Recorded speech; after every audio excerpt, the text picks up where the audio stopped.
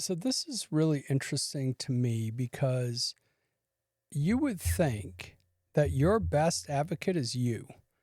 And that that is rarely the case. Like it's kind of crazy really when you think about that.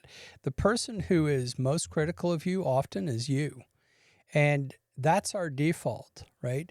That is our familiar place that we sort of berate ourselves a lot of times. And interestingly, to some extent, the higher up you go, the more often you're critical of yourself.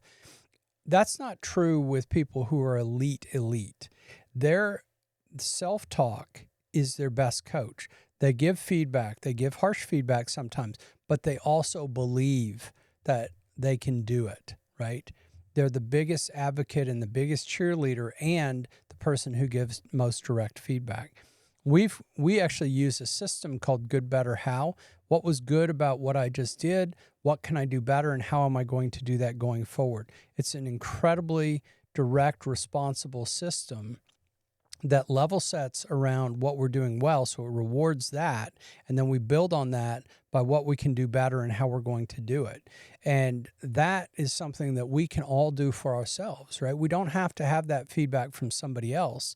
We can say to ourselves first, hey, what did I just do that was good? What was the best thing right there? Or what did I like about that, right? The process that I went through, typically not so much the outcome, but the process that I just went through. Is there something I can do better? Okay, what is that? And I'm going to do that next time. And you're constantly moving up, right? When you do that.